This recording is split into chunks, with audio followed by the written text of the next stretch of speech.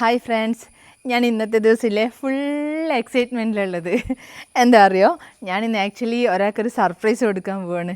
വേറെ ആർക്കും അല്ല കേട്ടോ, ഞങ്ങളുടെ ഒരു ക്ലയൻറ്റിനാണ്. ഞങ്ങളുടെ ക്ലയൻറ്റിൻ്റെ ഹൗസ് വാമിങ് എൻ്റെ 2 ആഴ്ചയായി. എനിക്ക് ആ സമയത്ത് ചെറിയൊരു ഹെൽത്ത് ഇഷ്യൂ കാരണം ഞാൻ ഹോസ്പിറ്റലിൽ അഡ്മിറ്റ് ആയിരുന്നു. അപ്പോൾ എനിക്ക് ഹൗസ് വാമിങ്ങിന് പോകാൻ പറ്റിയില്ല. ആ സമയത്തൊക്കെ ക്ലയൻറ്റ് എന്നെ വിളിക്കുന്നുണ്ട് വരുമെന്നൊക്കെ ചോദിച്ചിട്ട്. അപ്പോൾ ഞാൻ പറഞ്ഞു ഞാൻ വരും, ഞാൻ ഒരു ദിവസം എന്തായാലും വരും, പിന്നെ അതേപോലെ സാറിനെ വിളിച്ചിട്ടേ വരും എന്നൊക്കെ ഞാൻ പറഞ്ഞത്. ആ സമയത്ത് എൻ്റെ അടുത്ത് പറഞ്ഞിട്ടുണ്ടായിരുന്നു എന്തായാലും വരുമ്പോൾ വിളിച്ചിട്ടേ വരാമെന്നുള്ളതൊക്കെ പറഞ്ഞിട്ടായിരുന്നു. പക്ഷേ ഞാനിന്ന് അവിടെ വിളിക്കാതെ പോവുകയാണ്. എന്താ അവസ്ഥ എന്നൊന്നും എനിക്കറിയത്തില്ല. എനിക്ക് സത്യം പറഞ്ഞാൽ നല്ല ടെൻഷനുണ്ട്. എന്തായിരിക്കും അവരുടെ പ്രതികരണം എന്ന് ആലോചിക്കുമ്പോൾ എനിക്ക് നല്ല ടെൻഷനുണ്ട്. അതേപോലെ തന്നെ എനിക്കൊരു ക്യൂരിയോസിറ്റി ഉണ്ട് എന്താവും എന്നുള്ളത്. അപ്പോൾ എന്തായാലും ഒന്ന് പോയി നോക്കാം. നമ്മൾ ക്ലയൻറ്റ് എന്ന് പറയുന്നത് IT ഫീൽഡിലാണ് വർക്ക് ചെയ്യുന്നത്. അപ്പോൾ നമ്മൾ വർക്ക് നടക്കുന്ന സമയത്ത് അവർ പറയാറുണ്ടായിരുന്നു, വീട്ടിൽ നിന്നാണ് വർക്ക് കൂടുതലും ചെയ്യുന്നത്, വീട്ടിൽ നിന്നാണ് വർക്ക് അറ്റ് ഹോം ആണെന്നൊക്കെ പറയാറുണ്ടായിരുന്നു. ഒരു ഓർമ്മ വെച്ചിട്ട് ചിലപ്പോൾ ഇന്ന് ക്ലയൻറ്റ് വീട്ടിലുണ്ടാവാം, ഇല്ലെങ്കിൽ ഈ ഒരു വീഡിയോ റിലീസ് ആവില്ല, അത്രയേ ഉള്ളൂ. അപ്പോൾ എന്തായാലും പോയി നോക്കാം. പോയി നോക്കിയിട്ട് ബാക്കിയുള്ള കാര്യങ്ങൾ ഞാൻ എൻ്റെ വീഡിയോയിൽ കാണിക്കാം. അപ്പോൾ ഞാനും വിശാഖും കൂടിയാണ് പോകുന്നത്. അപ്പോൾ വിശാഖാണ് ഇതൊക്കെ ഷൂട്ട് ചെയ്യുന്നത്. നമുക്ക് അവിടെ എത്തിയിട്ട് നോക്കാം. അപ്പോൾ നമ്മളിപ്പോൾ ഇവിടെ എത്തിയിട്ടുണ്ട്. നമ്മളെ പേര് വരുന്നത് ദേവതാരു എന്നാണേ. അപ്പോൾ ഞാൻ ഏതായാലും കോളിംഗ് ബെൽ അമർത്താൻ പോവുകയാണേ. എന്താവും നോക്കാം, വെയിറ്റ്.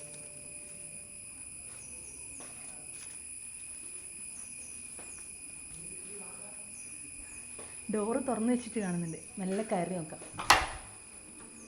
Hi hi. ചുമ്മാ ഹൗസ് വാമിങ്ങിന് വരാൻ പറ്റിയിട്ടില്ലല്ലോ, അപ്പോൾ അതുകൊണ്ടൊന്നും ഇവിടെ തന്നെ ഉണ്ട്. ഹായ്, ഇന്ന് പോയില്ലേ? ആണോ? അതെയോ? പോയിരുന്നു. വൈഫില്ലേ? ക്ഷീണം പിടിച്ച് ജസ്റ്റ് കൊണ്ടുപോയിട്ട് അപ്പോൾ അങ്ങോട്ട് ഒന്ന് പോകേണ്ട ആവശ്യമുണ്ട്. അപ്പോൾ ഇതാണ് നമ്മളെ ക്ലയൻറ്റ്. സത്യം പറഞ്ഞാൽ എനിക്ക് നല്ല ടെൻഷൻ ഉണ്ടായിരുന്നു വരുന്ന സമയത്ത്, ഏത് രീതിയിലാണ് പ്രതികരണം ഉണ്ടാവുക, ഇവിടെ ആളുണ്ടാവുക എന്നൊക്കെ നല്ല ടെൻഷൻ ഉണ്ടായിരുന്നു. മോനപ്പോൾ സ്കൂളിൽ പോയിട്ടില്ല അല്ലേ? അപ്പോൾ വൈഫ് ഇവനെ കൊണ്ടുവിട്ട് ഇപ്പം ജസ്റ്റ് ഷോപ്പ് പോയിട്ടുള്ളത്. അടിപൊളി. ഒന്നും പറയാതെ അല്ല, അങ്ങനെ വരണല്ലോ, അതിലുള്ള ത്രില്ലേ. ആണല്ലേ? വിളിച്ചിട്ടേ വരുള്ളൂ, എങ്കിലേ വല്ലതും കഴിക്കാനൊക്കെ കിട്ടുള്ളൂ. എന്തായാലും നമുക്ക് വീട് കൂടുതലെല്ലാം കാണാം കേട്ടോ. ഇതാണ് നമ്മളെ ക്ലയൻറ്റ് ഷനീസ് സാറ്. സാർ നമസ്കാരം. അപ്പോൾ സാർ ആക്ച്വലി IT ഫീൽഡിലാണ് വർക്ക് ചെയ്യുന്നത്. ഇപ്പോൾ വർക്ക് അറ്റ് ഹോമാണ്. അതുപോലെ തന്നെ അദ്ദേഹത്തിൻ്റെ വൈഫ് ശ്രീഷ മേഡം, അവരൊരു എൻ്റർപ്രണറാണ്. അപ്പോൾ അവരിന്ന് ഡ്യൂട്ടിക്ക് പോയിട്ടാണ് ഉള്ളത്, അല്ലെങ്കിൽ നമുക്ക് ഇവിടെ അവരെ കാണാമായിരുന്നു. പെട്ടെന്ന് നമ്മൾ വിസിറ്റായി പോയല്ലോ. അപ്പോൾ നമുക്ക് എന്തായാലും ചെറിയൊരു അഭിപ്രായം അറിയണമല്ലോ, നമുക്ക് VDCൻ്റെ വർക്ക് എന്തായിരുന്നു എന്ന്. VDCൻ്റെ വർക്കിനെ കുറിച്ച് ചെറിയൊരു കാര്യം നമുക്കൊന്ന് ഷനി സാറോട് ചോദിച്ചറിയാം. സാർ എങ്ങനെ ഉണ്ടായിരുന്നു VDCനിലെ ടീം എങ്ങനെയുണ്ടായിരുന്നു? ഫസ്റ്റ് ഓഫ് ഓൾ ഇത് എന്താ പറയണ്ട, ഒരു മുന്നറിയിപ്പില്ലാതെ വന്നുകൊണ്ട് ആരും കാണാൻ പറ്റിയില്ല. ഞാൻ ചായ മാത്രമേ ഉള്ളൂ, ചായയും നമ്മൾ തന്നെ ആക്കേണ്ടി വരും. അപ്പോൾ മുന്നറിയിപ്പ് ഇല്ലാതെ വരുന്നത് തന്നെ ഒരു ഫ്രണ്ട്ഷിപ്പിൻ്റെയും ആ ഒരു സ്വന്തം വീട് പോലെ കരുതുന്നത് കൊണ്ടാണ്. അതാണ് ഒരു പ്ലസ് പോയിന്റ്. അപ്പോൾ സ്വന്തം വീട്ടിൽ കയറി വരുന്നത് പോലെ വന്നു, അങ്ങനെ പറഞ്ഞു. അപ്പോൾ എപ്പോഴും സ്വാഗതം. ആദ്യം ഈ വീട് തുടങ്ങുന്ന ടൈമിൽ ഇതിനെപ്പറ്റി ഒരു ഐഡിയ ഉണ്ടായിട്ടില്ല, എങ്ങനെ തുടങ്ങണം. കുറച്ച് റിക്വയർമെൻറ്റ്സ് ഉണ്ടായിരുന്നു, ഇന്ന കാര്യങ്ങൾ വേണമെന്നുണ്ടായിരുന്നു. അപ്പോൾ ഇതെങ്ങനെ തുടങ്ങണം, എവിടെ സ്റ്റാർട്ട് എന്നാണ് പറയണ്ടേ, ഒന്നും ഒരു പിടുത്തമുണ്ടായിട്ടില്ല. അപ്പോഴാണ് ഒരു ഫ്രണ്ട് സജസ്റ്റ് ചെയ്തതാണ് VDCN. അവർ മുന്നേ വർക്ക് ചെയ്തിട്ടുണ്ടായിരുന്നു. അപ്പോൾ ഞാൻ ജസ്റ്റ് നോക്കി, കുറച്ച് റിവ്യൂസും കാര്യങ്ങളെല്ലാം നോക്കി, അങ്ങനെ കസ്റ്റമേഴ്സ് പറയുന്നുണ്ട്. അങ്ങനെ നിങ്ങളുടെ ഓഫീസിൽ വന്നു. ഓഫീസിൽ വന്നപ്പോൾ പിന്നെ അന്ന് തൊട്ടിട്ടൊരു പുതിയൊരു ഫ്രണ്ട്സിനെ കിട്ടിയതുപോലെ, ധന്യയും ശ്രീജിത്തും നമ്മൾ മുന്നേ പരിചയമുള്ള പോലത്തെ ഒരു ഫീലിംഗ് ആയിരുന്നു. അപ്പോൾ അവിടുന്ന് നമ്മളെ കാര്യങ്ങളെല്ലാം ഡിസ്കസ് ചെയ്തു. പിന്നെ അങ്ങോട്ട് ഓരോ കാര്യങ്ങളും ഇപ്പോൾ ഞാൻ നാട്ടിലില്ലാത്തത് ഒരു സമയം ഉണ്ടായിരുന്നു. അപ്പോൾ അങ്ങനെയെല്ലാം ഈ ബിൽഡേഴ്സിലേക്ക് പോയത്. അപ്പോൾ നോക്കുമ്പോൾ നമ്മളൊരു ഫ്രണ്ട്സിന് തന്നെ ഏൽപ്പിച്ചതുപോലെയുള്ള കാര്യങ്ങളാണ് നടന്നത്. സാർ ഹാപ്പിയാണല്ലോ? അതെ, ഹാപ്പിയാണ്.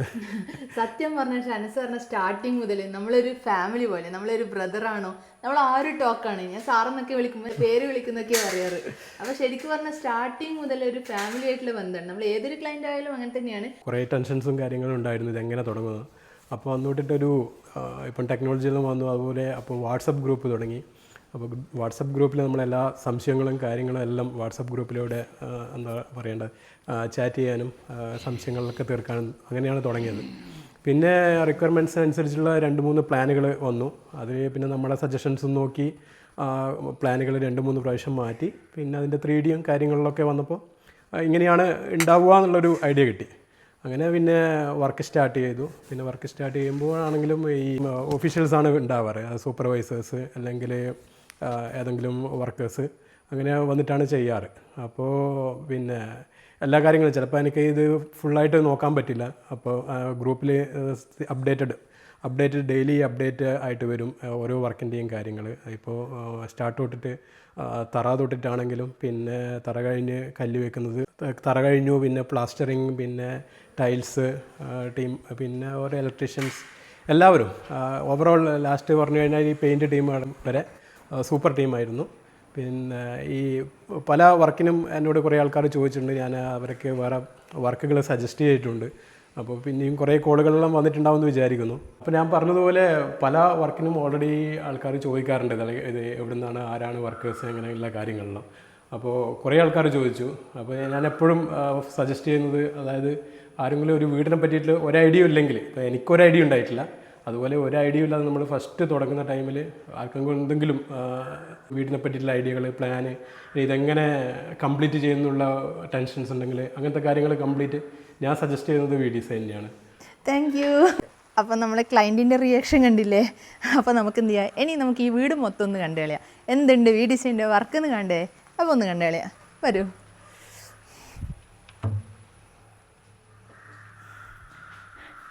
ഇതാ കയറി വരുമ്പോൾ തന്നെ നമ്മൾ ഫോയർ ഏരിയയിലാണ് നമ്മൾ ശ്രീ മുത്തപ്പൻ.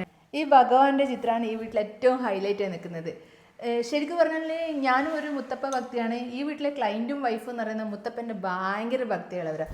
അപ്പോൾ അവർ ഈ വീട് എടുക്കുന്ന സമയത്ത് തന്നെ അവർ ആവശ്യപ്പെട്ടൊരു കാര്യം മുത്തപ്പൻ്റെ ഒരു വലിയൊരു പിക്ചർ വീട്ടിൽ വേണമെന്നുള്ളതായിരുന്നു. ഈ മുത്തപ്പൻ ആക്ച്വലി സിമെൻറ്റും വൈറ്റ് സിമെൻറ്റും അതുപോലെ തന്നെ കുറച്ച് കളേഴ്സ് ഉപയോഗിച്ചിട്ട് ഹരീഷാണ് ഡിസൈൻ ചെയ്ത് തന്നിരിക്കുന്നത്. ഇതാണ് ഈ വീട്ടിൻ്റെ ലിവിങ് ഏരിയ വരുന്നത്. ലിവിങ് ഏരിയയിൽ ഈ ഒരു സ്പേസിലാണ് പൂജാ സ്പേസ് ചെയ്തിരിക്കുന്നത്. TV സ്റ്റാൻഡും കാര്യങ്ങളൊക്കെ ഇവിടെ അറേഞ്ച് ചെയ്തിട്ടുണ്ട്. ആണ് നമ്മളെ ഡൈനിങ് സ്പേസ് വരുന്നത്. ഇപ്പോൾ ഇവിടെ 5:3 ഡൈനിങ് ടേബിളാണ് സെറ്റ് ചെയ്തിരിക്കുന്നത്. അതേപോലെ തന്നെ ഡൈനിങ് ടേബിളിൻ്റെ അടുത്തായിട്ടാണ് സ്റ്റെയർ കേസിൻ്റെ ഹാൻഡ് റെയിൽ ഗ്ലാസ്സിലാണ് ചെയ്തിരിക്കുന്നത്. ഡൈനിങ് ടേബിളിന് അറ്റാച്ച് ആയിട്ട് തന്നെയാണ് ഇവിടെ ഓപ്പൺ കിച്ചൺ വരുന്നത്. ഹുഡും ഹോബൊക്കെ ഇവിടെ അറേഞ്ച് ചെയ്തിരിക്കുന്നത്.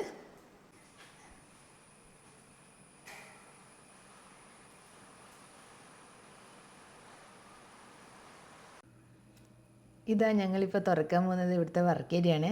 അപ്പോൾ പെട്ടെന്നുള്ള വിസിറ്റിംഗ് ആയതുകൊണ്ട് വർക്ക് ഏരിയയിലേക്ക് കയറി പോരുന്ന ക്ലൈൻറ്റ് പറഞ്ഞിരിക്കുന്നത്.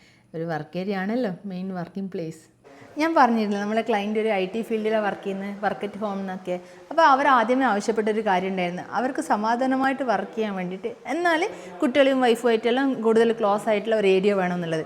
അപ്പോൾ അത് പ്രകാരമാണ് ഈ ഒരു സ്ഥലം നമ്മൾ ഡിസൈൻ ചെയ്തിരിക്കുന്നത്. ഡൈനിങ് റൂമിൻ്റെ പ്രൈവസി ഒട്ടും തന്നെ നഷ്ടപ്പെടാതെ ഒരു വാഷ് ബേസിനാണ് ഇവിടെ സെറ്റ് ചെയ്തിരിക്കുന്നത്. അതുപോലെ തന്നെ അതിൻ്റെ അടുത്തായിട്ട് തന്നെ ഒരു ടോയ്ലറ്റും പ്രൊവൈഡ് ചെയ്തിട്ടുണ്ട്. അതാണ് ഇവിടുത്തെ മാസ്റ്റർ ബെഡ്റൂം വരുന്നത്. ഒരു ഡ്രസ്സിങ് ഷെൽഫ്, വലിയൊരു ഡ്രസ്സിങ് ഷെൽഫാണ് ഇവിടെ പ്രൊവൈഡ് ചെയ്തത്. അതുപോലെ തന്നെ ഒരു മേക്കപ്പ് മിറർ, ഇവിടെ ഒരു മേക്കപ്പ് മിറർ പ്രൊവൈഡ് ചെയ്തിട്ടുണ്ട്. Makeup mirror.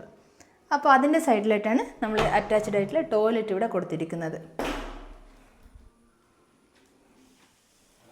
ഇതാണ് ഇവിടുത്തെ ഗസ്റ്റ് ബെഡ്റൂം. ഇതാണ് ഗസ്റ്റ് ബെഡ്റൂം വരുന്നത്. ഗസ്റ്റ് ബെഡ്റൂമിൽ ഇത് ഈ രീതിയിലാണ് സീലിങ്ങും കാര്യങ്ങളും ചെയ്തിരിക്കുന്നത്. പിന്നെ അതുപോലെ തന്നെ ഡ്രസ്സിങ് ഷെൽഫ് പ്രൊവൈഡ് ചെയ്തിട്ടുണ്ട്. ഇവിടെ ഒരു ടോയ്ലറ്റ്. ഇവിടെയാണ് ഇവിടുത്തെ സ്റ്റെയർ കേസ് വരുന്നത്. സ്റ്റെയർ കേസ് ആക്ച്വലി 1:10 ലെങ്ത്തിലാണ് സ്റ്റെയർ കേസ് ചെയ്തിരിക്കുന്നത്. ഇവിടെ കണ്ടോ, ഇതാണ് വിൻഡർ സ്റ്റെപ്പ് എന്ന് പറയുന്നത്. ഇവിടെ ഈ രീതിയിൽ വിൻഡർ സ്റ്റെപ്പ് കൊടുത്തിട്ടാണ് ചെയ്തിരിക്കുന്നത്. ഇത് ഇവിടെ വരുന്ന മറ്റൊരു ബെഡ്റൂമാണ്. ഈ റൂമിൽ വെച്ചിട്ട് ഷെറി സാർ എന്തൊക്കെയോ വർക്ക് കാര്യങ്ങളൊക്കെ നടത്തുന്നതെന്ന് തോന്നുന്നുണ്ട്. കാരണം ബെഡിൽ ലാപ്ടോപ്പും ബാഗും കാര്യങ്ങളൊക്കെ കണ്ടിട്ടുണ്ടായിരുന്നു. പിന്നെ അതുപോലെ തന്നെ ഈ ബെഡ്റൂമിന് ഒരു അറ്റാച്ച്ഡ് ടോയ്ലറ്റ് ഉണ്ട്. അതാണ് ഈ കാണുന്നത്. ഇത് ഈ ഒരു ഡിസൈനിലാണ് ആ ടോയ്ലറ്റ് ചെയ്തിരിക്കുന്നത്. ഇത് ഈ കാണുന്നതാണ് ഇവിടുത്തെ 4ാമത്തെ ബെഡ്റൂം. അപ്പോൾ 4ാമത്തെ ബെഡ്റൂമും അറ്റാച്ച്ഡ് ആയിട്ട് തന്നെ ചെയ്തിരിക്കുന്നത്. അവിടെ ഡ്രസ്സിങ് ഷെൽഫും കാര്യങ്ങളൊക്കെ പ്രൊവൈഡ് ചെയ്തിട്ടുണ്ട്. അതുപോലെ ഇതിൻ്റെ ടോയ്ലറ്റ്, ഇതാണ് അറ്റാച്ച്ഡ് ടോയ്ലറ്റ് വരുന്നത്. ഇവിടുത്തെ ഒരു റീക്രിയേഷൻ ഏരിയ ആണ്. ഇവിടെ ഗ്രാസും കാര്യങ്ങളൊക്കെ ഇനി സെറ്റ് ചെയ്യാനുണ്ട് അത്ര. അപ്പോൾ മഴ കഴിഞ്ഞിട്ട് സെറ്റ് ചെയ്യാന്നുള്ള രീതിയിലാണ് വെച്ചിരിക്കുന്നത്. അപ്പോൾ അവിടെ ഇതാ ചെടികൾക്ക് വേണ്ടിയിട്ടാണ് ഇവിടെ ഇപ്പം GIനെ കൊണ്ടൊരു ചെറിയ സ്ട്രക്ചറൊക്കെ ചെയ്തിരിക്കുന്നത്. ഈ ഒരു ഭാഗം എന്ന് പറയുന്നത് നമ്മളെ വീടിൻ്റെ റൈറ്റ് സൈഡിൽ വരുന്നതാണ്. അപ്പോൾ അവിടെ GIനെ കൊണ്ട് വെർട്ടിക്കലായിട്ടും അതുപോലെ ഹൊറിസോണ്ടലുമായിട്ടാണ് ഡിസൈൻ കൊടുത്തിരിക്കുന്നത്. അതിൻ്റെ ഉള്ളിലാണ് ഒരു പ്ലാന്റിന് വേണ്ടിയിട്ടുള്ള ഒരു പ്ലാറ്റ്ഫോം അവിടെ കൊടുത്തിരിക്കുന്നത്. ഇനിയിപ്പോൾ പോകുന്നത് നമ്മളെ വീട്ടിൻ്റെ ഓപ്പൺ ടെറസിലേക്കാണ്. അപ്പോൾ ഓപ്പൺ ടെറസിലാണ് വാഷിംഗ് മെഷീനും കാര്യങ്ങളൊക്കെ അവിടെ സെറ്റ് ചെയ്തിരിക്കുന്നത്. ഈ കാണുന്നത് സ്റ്റെയർ കേസ് ഏരിയയുടെ അവിടെയുള്ള ഒരു പർഗോളയാണ്. അതുപോലെ തന്നെ സ്റ്റെയർ കേസ് ഇറങ്ങിയിട്ട് താഴോട്ടേക്ക് വരുമ്പോൾ ഉള്ളൊരു വ്യൂ ആണ്. Staircase actually wooden theme വരുന്ന ടൈൽ ഉപയോഗിച്ചിട്ടാണ് ഡിസൈൻ ചെയ്തിരിക്കുന്നത്. സത്യം പറഞ്ഞാൽ ഒരു എൻജിനീയർ എന്ന നിലയിൽ നമുക്ക് ഭയങ്കര പ്രൗഡ് തോന്നുന്ന മൊമെൻ്റാണിത്. ശരിക്കും പറഞ്ഞാൽ ഒരു വീടെന്ന് പറഞ്ഞാൽ നമ്മളൊരു കുട്ടിയെ വളർത്തുന്ന പോലെയാണ്. ഒരു കുട്ടിയെ വളർത്തി ആ കുട്ടിയുടെ വളർച്ച നമ്മളെ മുന്നിൽ ഇങ്ങനെ നമ്മൾ നോക്കിക്കണ്ട് ആ കുട്ടിയുടെ ചിരിയും സന്തോഷമൊക്കെ നമ്മൾ കണ്ടു. ആ കുട്ടിയുടെ കൂടെ തന്നെ ഞങ്ങൾ അപ്പോൾ അതിന് എന്നിട്ട് പ്രായപൂർത്തിയായിക്കഴിഞ്ഞാൽ ഞങ്ങൾ എന്ത് ചെയ്യുക, ആ കുട്ടിയെ മറ്റൊരാളെ കയ്യിൽ ഏൽപ്പിക്കുകയാണ്. സത്യം പറഞ്ഞാൽ ആ ഒരു ഫീലാണ് ഏതൊരു എൻജിനീയർക്കും ഒരു വീടെടുത്ത് എടുക്കുമ്പോൾ ഉണ്ടാകുന്നത്. ശരിക്കും പറഞ്ഞാൽ ആ ഒരു ഫീലാണ് ഞങ്ങളും ഉള്ളത്. എന്നാലും ആ ഒരു കുട്ടിക്ക് എപ്പോഴും നമ്മളും അവകാശികളായിട്ടുണ്ടാവും. എപ്പോഴും നമുക്ക് ആ ഫാമിലിയായിട്ട് ബന്ധമുണ്ടാവും. ഏതൊരാളുടെയും ലൈഫിലെ ഏറ്റവും വലിയൊരു സ്വപ്നം എന്ന് പറയുന്നത് സത്യം പറഞ്ഞാൽ വീട് തന്നെയാണ്. അപ്പോൾ അവർ ഒരുപാട് കാലമായി താലോലിച്ച് കൊണ്ടുവരുന്ന അവരെ സ്വപ്നത്തെയാണ് നമ്മൾ പൂവണിയിച്ച് കൊടുക്കുന്നത്. ആ സമയത്ത് ഒരുപാട് ത്രെറ്റൻസും ടെൻഷനൊക്കെ ഉണ്ടാവും. അതൊക്കെ ഓവർകം ചെയ്തിട്ടാണ് അവരുടെ ആ ഡ്രീമിനെ നമ്മൾ സക്സസ് ആക്കി കൊടുക്കുന്നത്. ഇവർ സർപ്രൈസ് ആയിട്ട് വന്നപ്പോൾ ഇവിടെ ഒന്നും കഴിക്കാനും ഒന്നും ഉണ്ടായില്ല. അപ്പോൾ നോക്കുമ്പോൾ വി ഡിസൈൻ തന്നെ ബൂസ്റ്റും പ്രൊവൈഡ് ചെയ്യുന്നുണ്ട്. ഇതുകൊണ്ട് തന്നെയാണ് ഞാൻ തുടക്കത്തിൽ പറഞ്ഞത് ഒരു ഫാമിലി പോലെ ഫീൽ ചെയ്തു. ആ ഒരു അറ്റാച്ച്മെന്റ് ഉണ്ട്. ഇത് തന്നെയാണ് സംഭവം. അപ്പോൾ ചിയേഴ്സ്.